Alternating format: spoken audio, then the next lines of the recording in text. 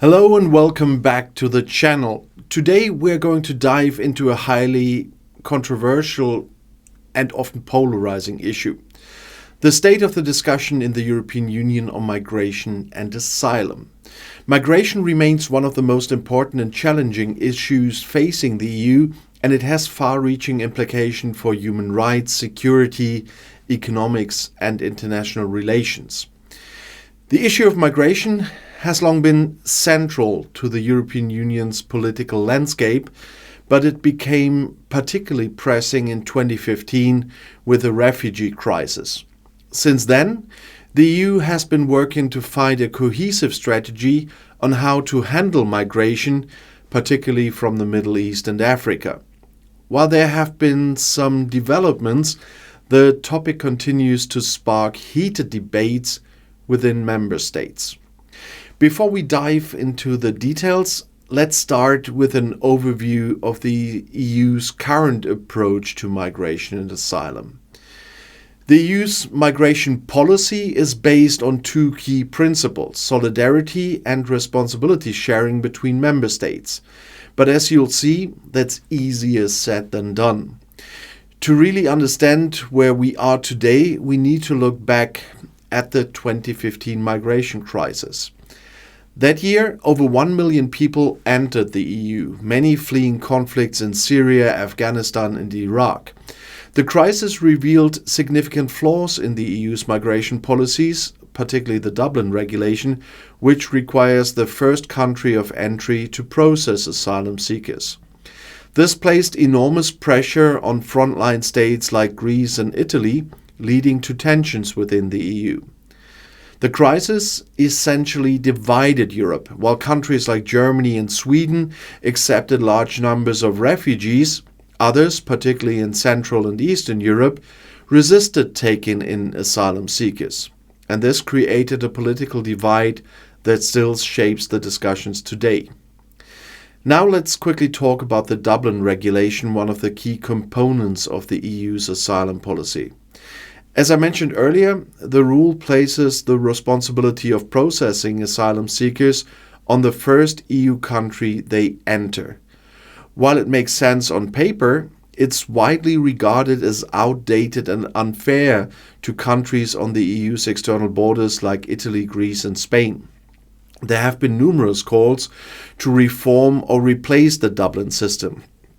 Critics argue that it creates an imbalance, forcing certain countries to bear the brunt of the asylum applications, while others, particularly those further north, escape most of the pressure.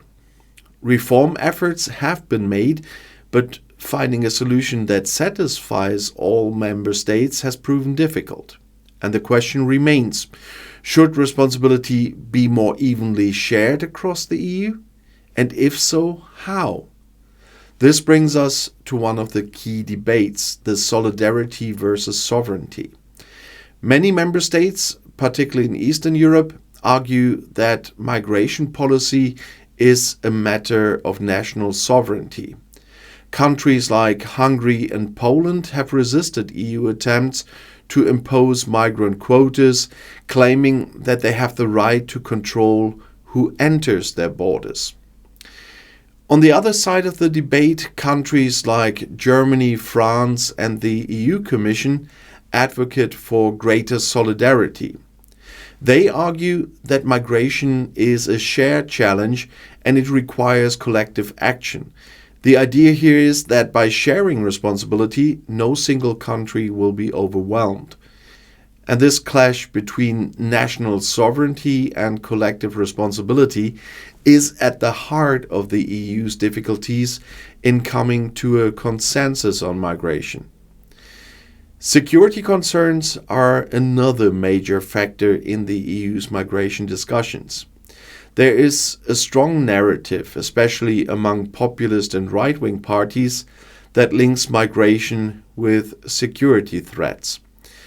These groups argue that uncontrolled migration could lead to increased crime, terrorism, and social unrest. This perspective has gained significant traction in countries like Italy, Hungary, and even France. However, it's important to highlight that the connection between migration and security is quite a complex one. Many experts argue that the vast majority of migrants and asylum seekers are fleeing violence and persecution, not posing a threat to security. Yet the fear of terrorism and crime has undoubtedly shaped the migration debate and the political landscape in Europe. Let's move on to some recent developments. The EU has introduced several initiatives to try and manage migration more effectively. One of the most important is the new Pact on Migration and Asylum, which was proposed by the European Commission already in 2020. This pact aims to overhaul the EU's migration system by creating a more efficient asylum process, improving border management, and fostering cooperation with third countries to tackle the root causes of migration. A key component of the pact is its focus on flexible solidarity. This means that while countries may not be forced to take in refugees, they must contribute in other ways, such as by providing financial support or helping with deportations.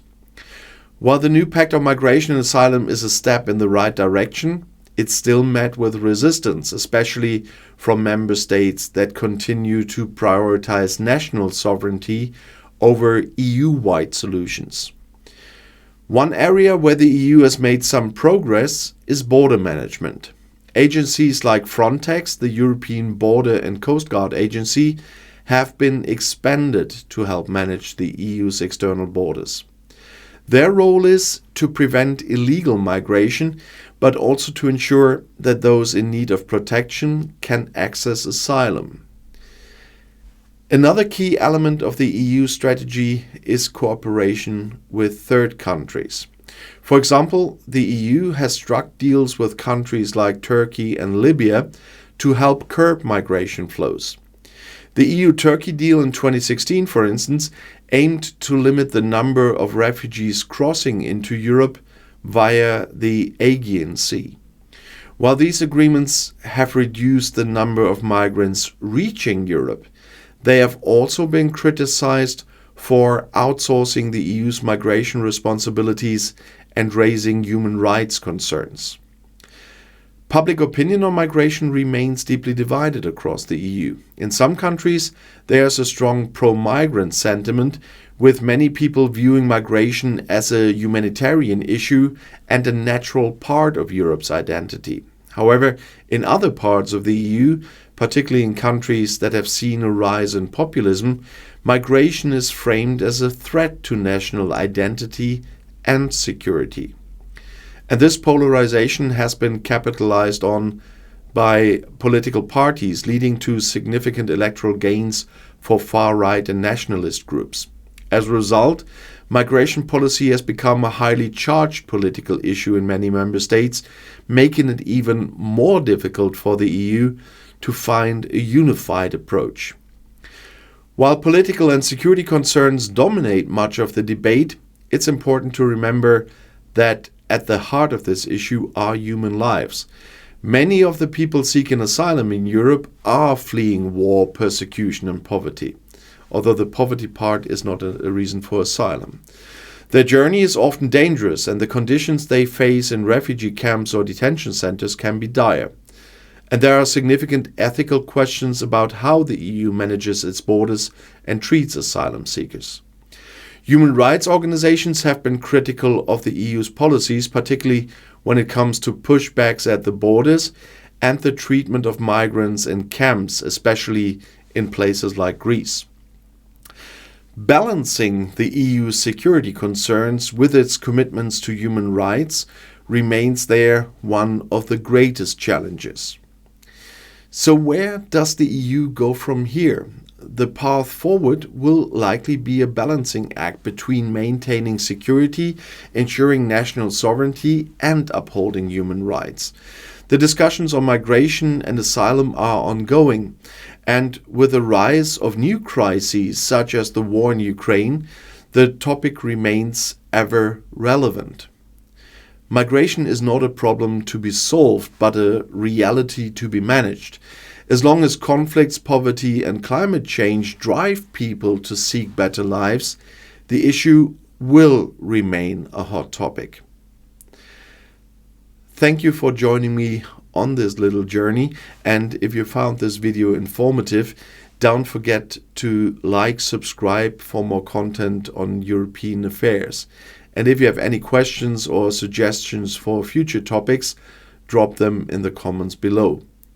And until next time, stay informed and see you soon. There is another video right here in the end screen.